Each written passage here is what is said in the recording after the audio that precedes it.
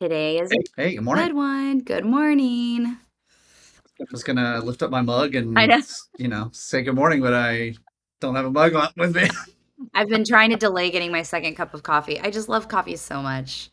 Um, yeah. Yes. Have I told you about mushroom coffee? Have we talked about mushroom coffee? I know about mushroom coffee, but I have not heard about it from you. Are you into it? All right. So let me share with you a little experiment. So I was doing like three, maybe 4 cups of coffee a day, Mhm. and still finding around 4 p.m. I was just like, and I'm done. So I was like, okay, well, this is broken. Something, it's either me, it's the coffee, something. And so everybody in the world has seen apparently the marketing prowess of mud water, right? Everybody like knows mud water, Mhm. but I don't know, something about mud water. I was like, so I found this alternative called Joey, Oh, and like cup of Joe, and it's like coffee-ish Joey, which I was like, you're brilliant, yeah. great branding. And to shout out Jane, we know you're a listener. It's the name of your dog, and so Aw. I thought you'd enjoy that. She will love. So I've been trying Joey, and it was great. And what it advertises itself as is you can add it to hot water, so it's almost like a tea. Yeah. But what I did is I thought I would be clever and do a cup of coffee and add it to my coffee, so it's like super coffee. That So help you not drinking more coffee though, right? well, so they advertise it as like the coffee replacement, but they do mention well you can add it to your cup of coffee if you want. So what I was doing is 1 cup of coffee plus Joey, the scoop that you would put in the water. It's like you got to really stir it because now it's like a super solution. But and it was great. Like that's all I did. 1 cup, and I felt like Oh, for the whole day. Like it took me gave off the you day. got it. I understand. So I went from like 4 cups a day to this super coffee 1 cup, and it was pretty much doing the job. So it is It's not caffeine. cheap. Like it's caffeine. I don't have the bag with me, so I'm not gonna. I don't think it's. I think the idea is it's not caffeine. It's the combination of like lion's mane mushroom and blah blah blah. But like energy Um, inducing substance. yeah, it's like get energy from other things. It's like the energy without the crash is kind of how they. Nice. I will say, Lauren bought another brand.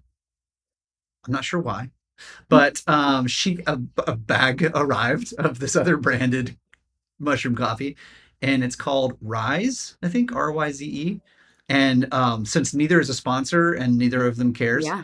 I'm just gonna tell you straight up, Joey tastes kind of like a cinnamony cocoa without the sweetness. Okay. So it's like, oh, this is nice. It's a nice addition to the coffee.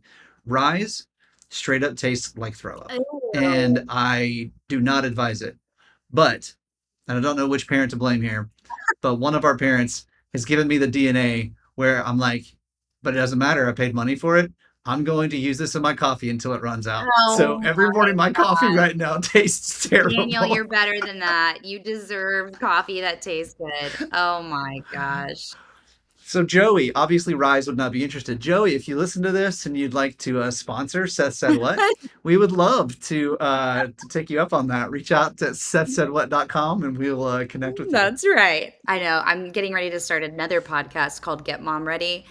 And several times at the beginning of the episode, we're all just talking about, like, oh, cool water bottle. What's that? And then so every time we're like, and if you want to sponsor, we would love to have you. That's right. That's right. Oh, man. Okay. Well, today's is really good. A good challenge for us, I think, especially as we're wrapping up the week on a Friday. You want me to read it? Go for it. Okay.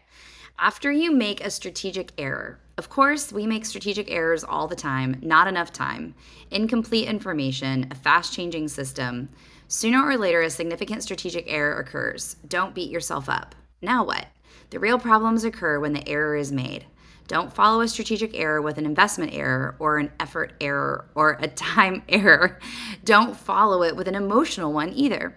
Sticking with our original error, devoting, sorry, Voting. devoting our savings, well-being, and future to proving ourselves right, that's the real error. Don't invest in the cover-up.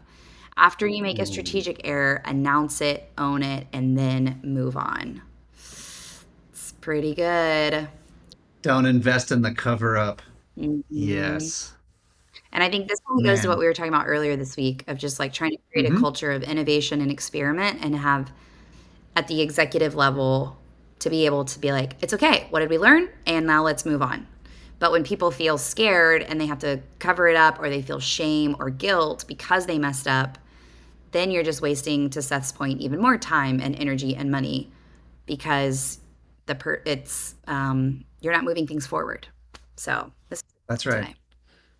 I like the phrase "fail forward." Hmm. Like, you should be ready to learn from failure. And what's interesting is both of us have worked with cultures in the last few years that that's easier said than done.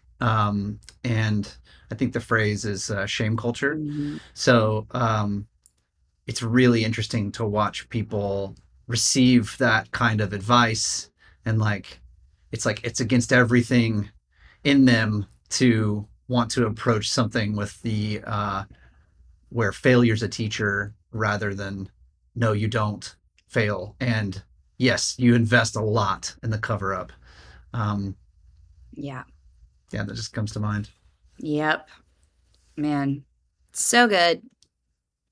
And I think from a brand too, like one of my favorite memories from my first job, we would send out an annual um gift, like fun gift to our clients Yeah. were pastors, and so around Easter every year we would send out like a fun, like one year we did socks, and another year we did like maybe send a gift card or something like that. Just be like, hey, we're thinking of you because it's a really busy time. Well, one year I was like, this was when Keurigs were, becoming really popular. Shows you how long ago this was.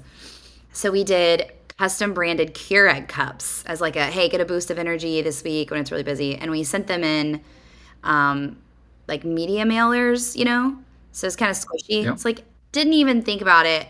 So we got all these photos back where people that were like, hey, so thankful. Like, this was really thoughtful. And their Keurig cup was like, like squished and unusable, and coffee grounds all over their desk when they would open up the envelope. So it was like a total fail of a gift. And so we just owned it, and we like emailed everybody and was like, hey, this was like great idea in theory, kind of like Seth's blog from yesterday. Great idea in theory, terrible idea in practice. And so we like sent them out. So yeah, it cost us extra time and money and energy, but people appreciated just like the old word, laughing at ourselves, not taking ourselves seriously. And we're so sorry. And and so anyway, It makes you yeah. human. And it's like we take our work seriously, but we don't take ourselves so seriously that we can't say, whoops, but like, cool idea, right? Or whatever, to still to just to be human and approachable, I guess. Shows humility. So here's the question I'm asking is, because this is something we've asked on my team, is like, how many times do you fail before you do say, well, that particular idea, we just need to let it go and move on to the next concept or idea. Um, yeah, curious to hear what you think. I don't know. I think, um,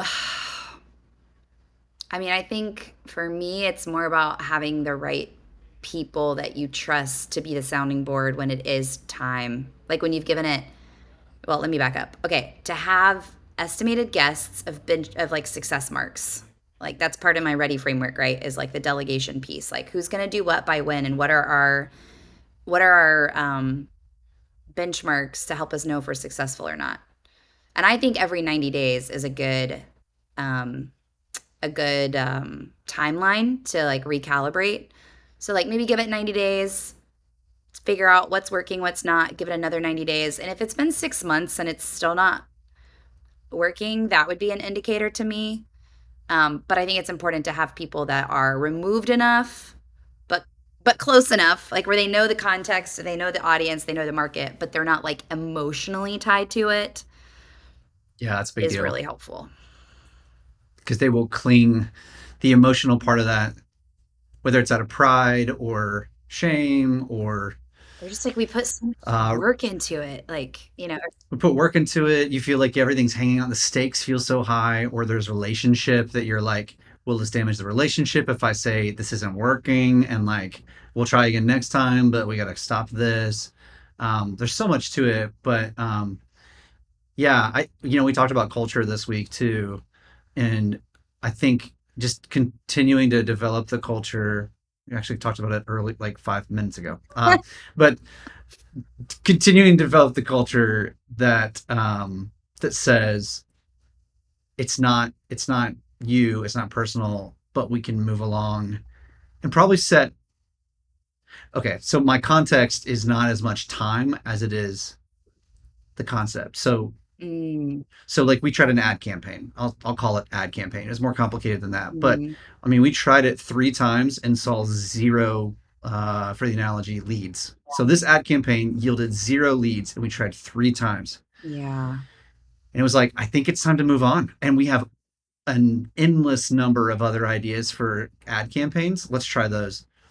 Yeah. And man, it's just the investment that some people were willing to put into it. It wasn't, it just like, and to be honest, like there's people still trying to tweak on that campaign. Mm, And it's been a very long time and it's been reiterated on. And there's just like sometimes things just don't resonate, or the user journey is just wrong. mm, It's just like doesn't work.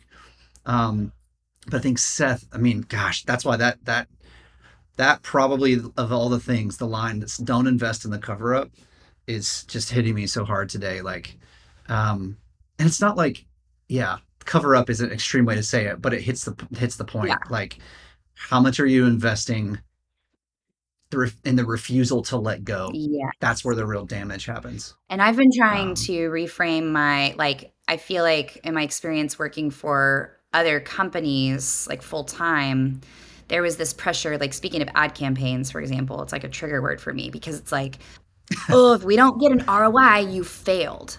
But now I'm really trying to yeah. reframe it. It's like, no, I'm investing in learning. Like, I'm not gonna get an ROI on a Yes. college degree. Like, I can't tell you, "Oh, this is the exact ROI I got on my college degree," or like, "I took this class or this certification or I read this book and this is the exact ROI." No. And that's the same thing with marketing.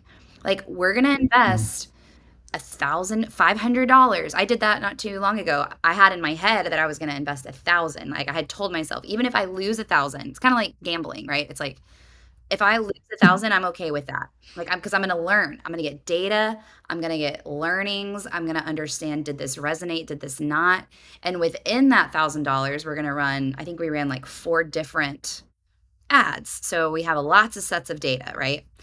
Well, then we got to Yeah. 500 and I felt like I'd already gotten my learnings. Like we got a ton of clicks and 0 conversions. So I didn't feel like I needed to spend another 500 in order to learn that same lesson. So I stopped it, right? But I didn't feel like, oh, I've lost $500. It was like, no, I've invested $500 to understand, okay, there's something here. People are interested in this thing. Like the messaging resonated, because there were clicks. Now there's something broken on either the price or the landing page or the timing.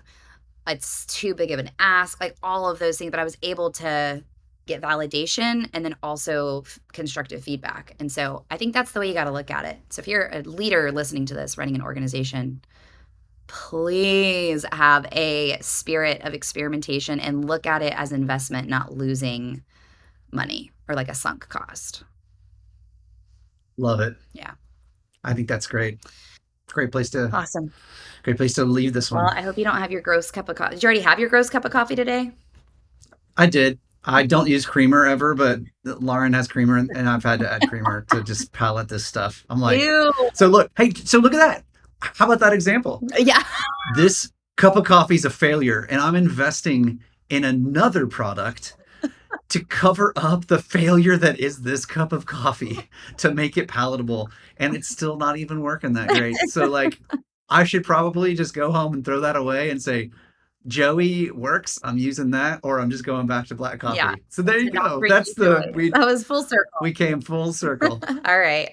Have a good day. Oh, well, before I tell you have a good day, go to sethsaidwhat.com. Let us know what you think about Joey or Rise if you've tried both of them. And then let us know what you think about this idea of what was the title again today? Trying to remember the title. After you make a strategic error. Yeah. If there's ever been a time where how you've reacted to an error, whether you've tried to cover it up and yeah, to your point, not in like a manipulative, secretive, lying way, but just in a like try to justify it way, That's right. or moved on. So All That's right. Have right. a good day over there, brother. You too. Bye, Allie.